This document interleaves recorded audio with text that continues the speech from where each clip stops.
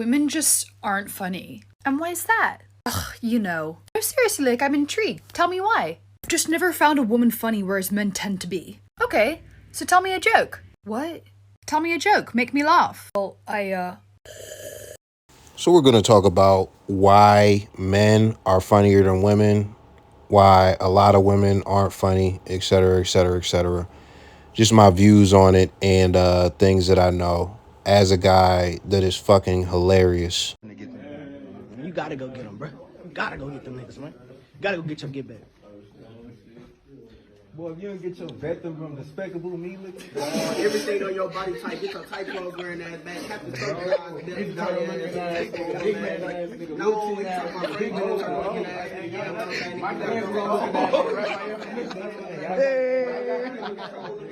So a lot of this is going to be based on my experience and what I've seen. So we are going to take it to the Genesis. And I'm going to go through my process of how I got funny because I truly think it's a process. It's just like people might have athleticism and you might be a little bit goofy or whatever the case may be. So you might have something in your talent more than another person, but nobody makes it to the NBA without, working on a game. And I feel like everybody who is funny, especially comedians, they went through a process on stage, and also before they even got to that point, they more than likely have went through a process in life. So the way that I got funny, I used to tell jokes all the time. Well, first off, let's start here. My dad and my brother used to roast me as a child. Like I'm talking about like a baby, like at fucking 3 to 5 years old, used to cry because of the shit and stuff like that. So I'm getting roasted at home, right? Boom. So you got that. Then I'm going into school and no roasting in kindergarten because that's not what kids do in kindergarten and preschool. But something clicked around first grade. Something clicked to where I thought that I was funny to me. Now, let me tell you something very quickly and just very briefly. This lasted the whole way through elementary school to where I'm telling jokes that I laugh at, but nobody else laughs at. We're just going to condense the story. We're not going to go super deep. I make it to 5th grade. And let me be clear. A lot of these aren't just jokes for the sake of jokes. It's a lot of roasting and a lot of just situational stuff to where I'm saying stuff that I think is funny in the moment. And even in some cases, just being goofy. When I get to 5th grade, roasting, because it was cracking, when I was in elementary school, roasting is a thing. So the moment I arrived is when I roasted a whole table of people in 5th grade and had a good portion of the lunchroom laughing. And I did it by myself. So through all that error, all that trial and error, and even in some cases, I'll tell you what I did. I would steal comic view jokes and stuff like that in 3rd grade. Like, and use them as roasts on different people. I'm going too deep. But once I hit 5th grade, so that showed me like how to structure a joke and, I can make people actually laugh.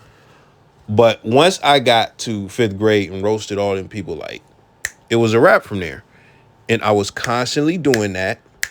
And it was a constant thing. And one of the things about it that I left out is that not only was I getting made fun of at home, I get made fun of like, not in like kindergarten, but like 1st grade, 2nd grade, 3rd grade, like all of that shit. Like people will hit you with some jokes here and there. I hit back, et cetera, et cetera. So, coming from that and going through that, as far as, people hitting me with jokes, me trying to throw jokes back, me thinking certain shit is funny myself, and then getting to a point, it was so much trial and error at such a young age to where I developed, a sense of what's funny, what's not funny, what works, what doesn't work, and just that spontaneity to where if I'm in the mood, I can kick some shit off. Y'all seen it on the channel and stuff like that. The shit with the chick in the beginning of the video where she says, tell a joke. That's not how it works.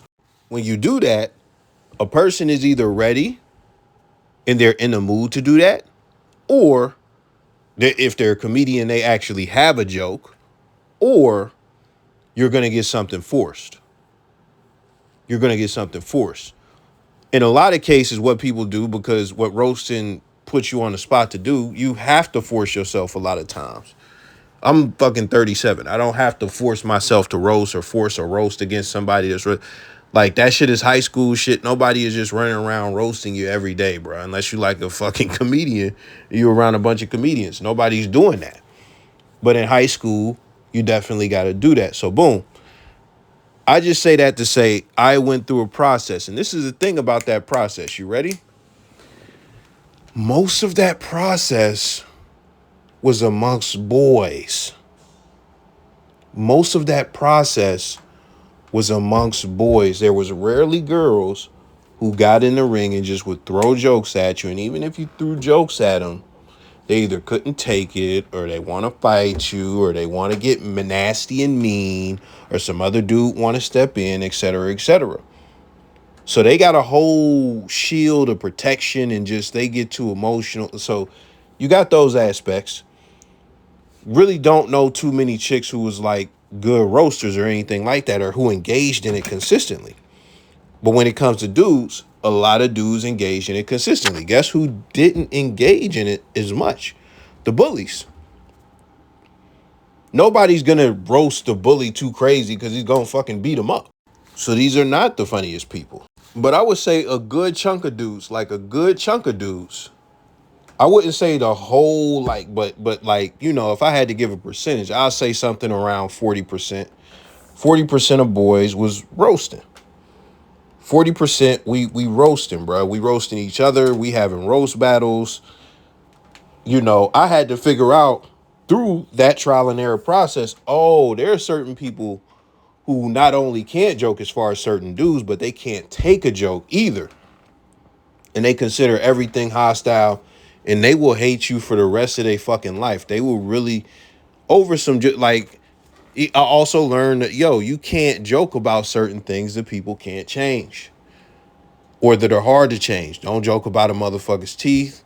Don't joke about a motherfucker's fatness, because I had sensitivities, and when people roasted that, I'm like, oh, so you took it to another zone, so I'm gonna take it there with you. And then we get the physical appearance is one thing. When you get to saying, bro, it was one dude that I was cool with, right? We was so, like, he just gets so personal. But the thing about me is, like, bro, I'm not about to just be folding. Like, if you gonna consistently go there with me and, say harmful shit, we gonna take it to the next level. So boom. What he did, we get to the lunch table one day. He said he had some shit on me. I'm like, you got some shit on me? I got some shit on you. I had some heat. So the motherfuckers say, yo, that's how come you got beat up by da-da-da-da-da. I didn't lose that fight, but it's a cool narrative, right? To say I got beat up by somebody and it was in the summer, so a lot of y'all ain't see the fight and shit like that. Cool, that's a cool narrative.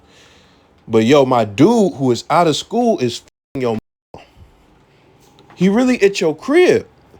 When the jokes hit that hard, bro, niggas can't say nothing, bro. Niggas can't say nothing. It hurt too much. It hit too hard.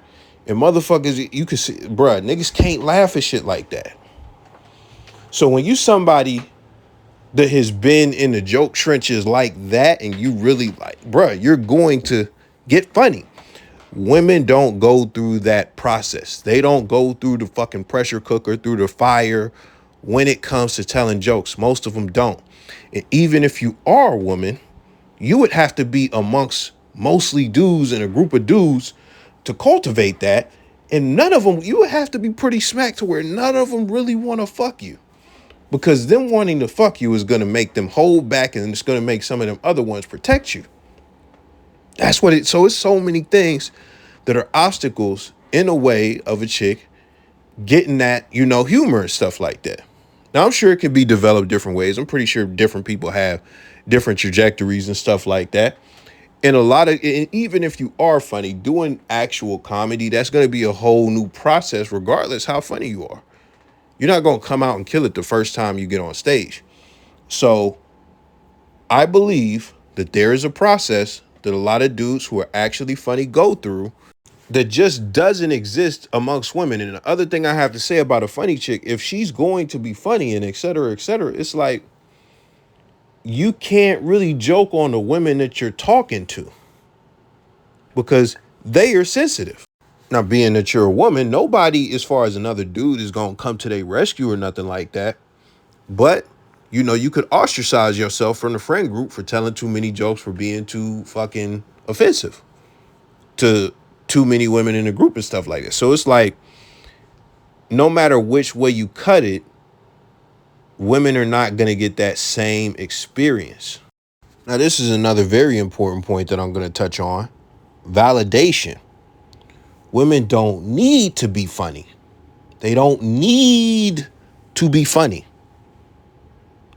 Some men absolutely need to be funny. It's a necessity. It's a necessity. The 6'8" motherfucker with the crazy abs, he don't gotta be funny. It's cool if he funny, but he don't gotta be funny. He got the chiseled jawline and shit like that. He's ripped and he got money. Like, he don't need to be funny. But if you got some other shit going on, like you just not, you like a 5, you gotta be funny, bro. You gotta be funny. I'm not even gonna flesh it out. You gotta be funny. But we'll get to that in a little bit. We'll get to that a little bit later. As a woman, and you could look at this when it comes to like sports and people like Angel Reese or whoever, like you have intrinsic value. Your femininity, your body, your coochie, it's just so valuable to men to where men turn into simps and, we jack off and all of that. Like chicks get promotions because they look good and stuff like that, et cetera, et cetera. All of this stuff. So that is how the world looks at you. So many people have songs about it. So many people talk about it. The coming of age shit, how women get boobs and they start getting treated different. It's a video that I wanted to react to, and I still may react to someday, about a chick talking about being pretty, being like a 10, right? Being very beautiful. But she wasn't always beautiful. And when she grew into the beauty and stuff like that, her life began to change and she began to exploit men to some degree. So when you look at a chick doing photos like this is where a lot of them get their validation. They get a lot of the validation from their sexuality, from their beauty, from their femininity, from their body, et cetera, et cetera. That's where a lot of the validation comes from.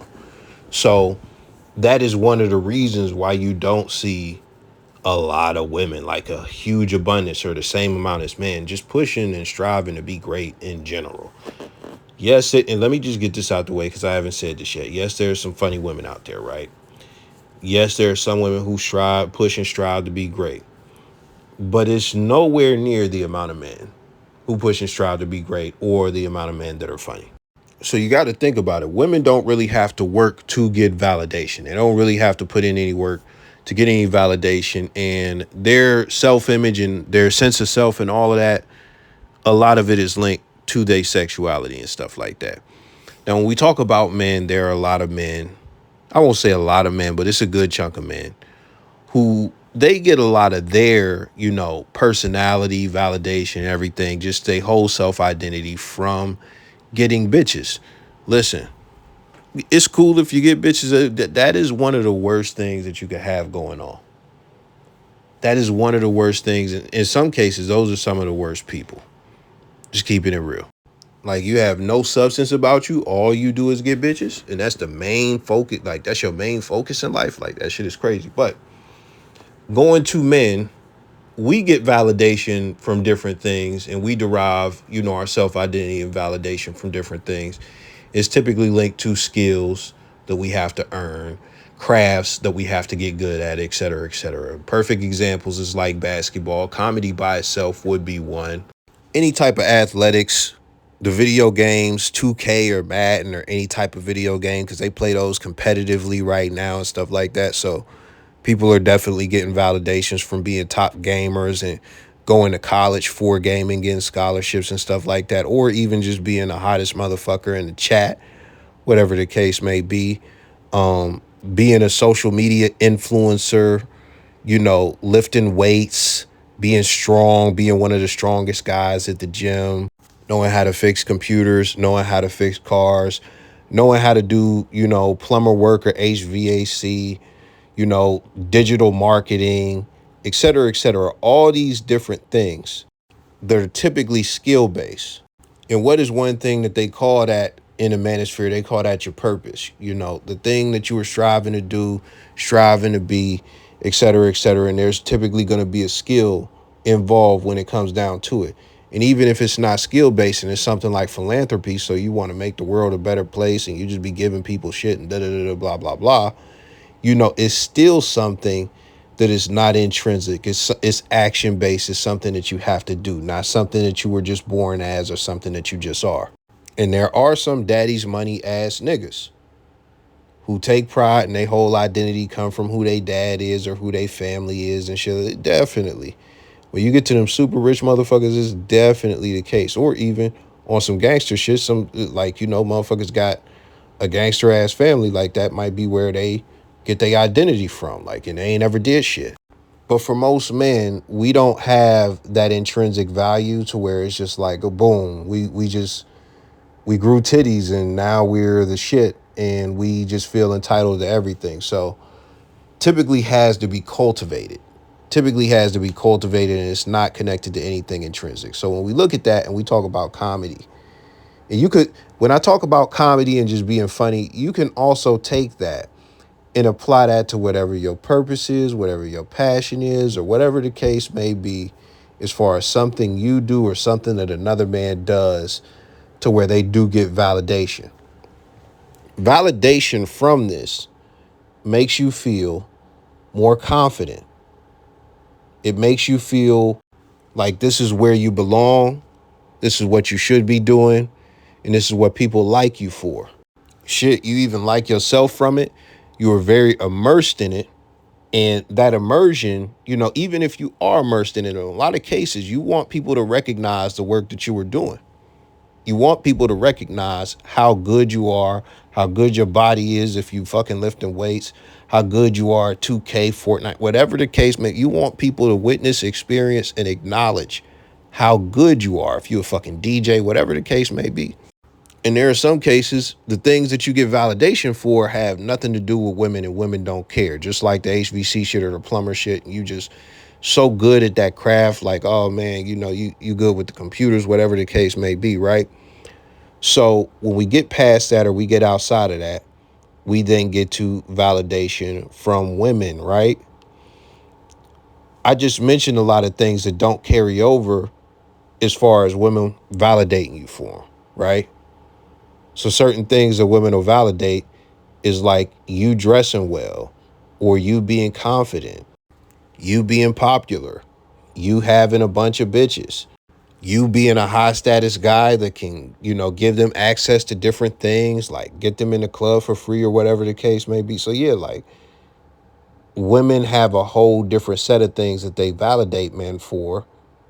And we can't sit here and act like men are unaffected by it. Men are 100% affected by it. I don't give a fuck if you even win MGTOW. You are more than likely affected by it to some degree. But when we look at one thing that is universal, it is humor. It is humor. And humor is one of those things to where it plays into the personality or game aspect of the attraction paradigm and just getting a woman to like you more through your personality. I mean, it helps people to like you more, but when we talk about women specifically, you hear stuff like, if you can make her laugh and giggle, you can make her ass jiggle, or whatever the fuck, whatever other phrases that they have. But humor is supposed to be very powerful when it comes to winning over women, getting women, and things of that nature. So some men see it as a necessary skill. When you go to approach a woman, or even if you're going on a date, or you just at some place where you're in proximity of women, like at work, there's going to be an aspect to where you don't have to just talk to her. You got to stimulate her emotions. And being entertaining is one of the ways that you could do that. And humor is the easiest, most universal, fundamental, acceptable way in almost any situation where, you could do that. So when it comes down to it, it's a necessity for some guys. It's a tool for some guys. But regardless, it's always, in most cases, an advantage that a guy can have if he can make a chick laugh. guys do not give a fuck about laughing at a chick's joke. Like, a chick's jokes is not gonna win a guy over more. Like, it's just not. I mean, it could be a bonus. It could be something that you actually do like.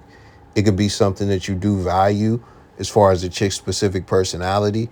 But it's not going to be the determining factor or the main driving force that is going to make you want to penetrate her vagina. It's just not. And it's also not going to be the main driving force that makes you say, you know what? She's funny. I'm going to marry her. Like, that's not going to be it, bro.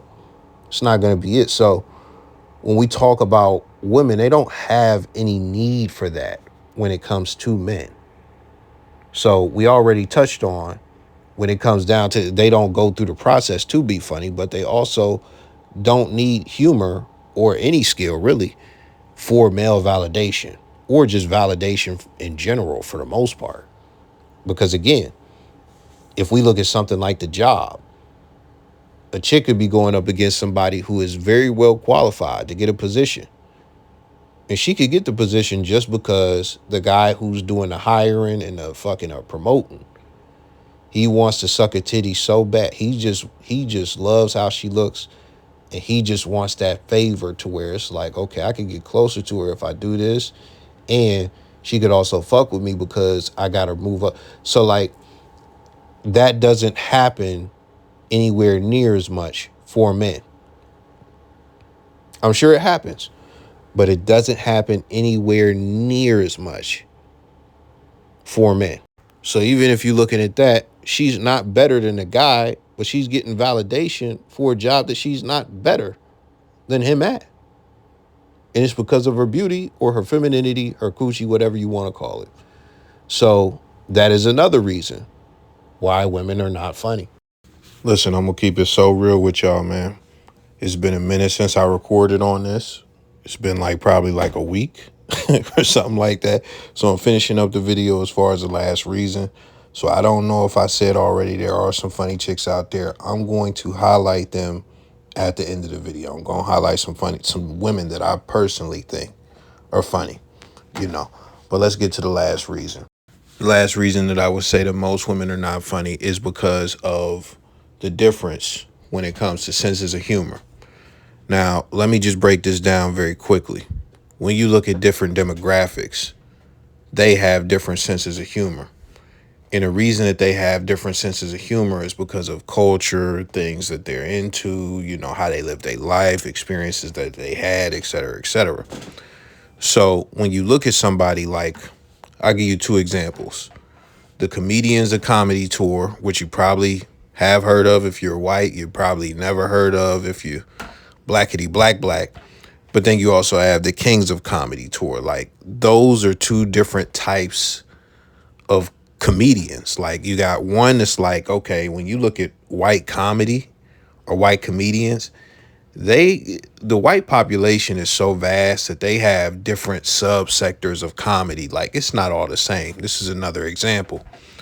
If you look at the Comedians of Comedy, then the Kings of Comedy, but then you throw in Blue Collar Comedy Tour. Wow, what is that? It's redneck comedy. So let's break that down very quickly. So you got one sector to where it's okay, you got the rednecks telling comedy. Then you got these I don't even know how to describe them. It's these types of I don't want to say liberal or no shit like that, but just these fluffy white people telling comedy and stuff like that. And then when it comes to black, that's how come you look at somebody like a Chappelle and think he's so cold because he appeals to white people and the black people. But black people, we're looked at when it comes to comedy as a monolith. That's how come somebody like Hannibal Buress, he goes and he fucks with a lot of the white crowds and stuff like that, because when it comes to black people, our humor is looked at as pretty monolithic as far as what fits in. Just being honest, it's a big box, but you either fit in that box or you don't. So I hope you understand that. Now, this is the thing as well. If you're a redneck, it's possible for you to find value in black comedy. If you're black, it's possible for you to find value in redneck comedy or that fluffy Comedians of Comedy shit that I was just talking about. And when it comes down to that, it comes down to what is the context of the jokes that you were laughing at, and like what are the jokes actually. Now listen, I could probably flesh this part out a lot better, but I'm not. I'm just gonna get straight to it. There are different types of comedy and different types of jokes, different types of context. Like you got a lot of male comedians, what they do is they take a lot of the worst stuff and turn it into comedy. A perfect example is Gilbert Gottfried making jokes about the tsunami that hit Japan and killed a lot of people. You can go and look that up. That got him fired from being the Aflac voice, at the peak of his career while he was still alive. You could look at Anthony Jeselnik, how he makes a lot of dark humor and stuff like that. You can go and look at Bill Burr, how he talks about a lot of his trauma with his father, really not having any emotions and having to tuck his own emotions down as far as being a man and stuff like. So there's a lot of pain and trauma and just controversy and just really inappropriate stuff that men go to make jokes about, and it turns out very funny.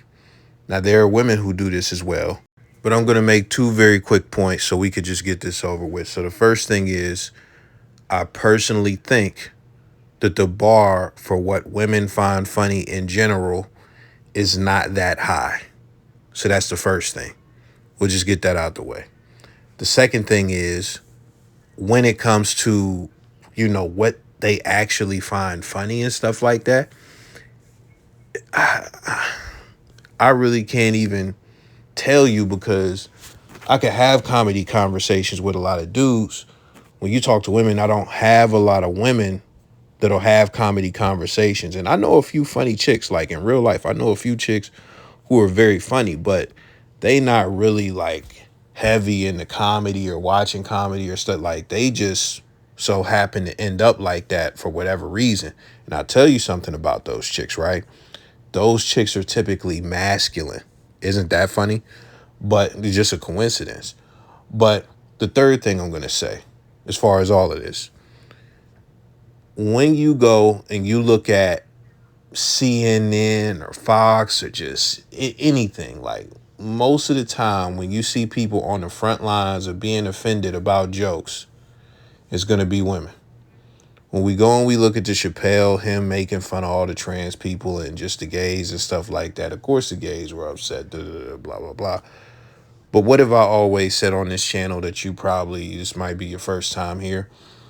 I have said that when it comes to the lettuce, bacon, guacamole, tomato gang, they wouldn't have the traction that they have without the support of heterosexual women.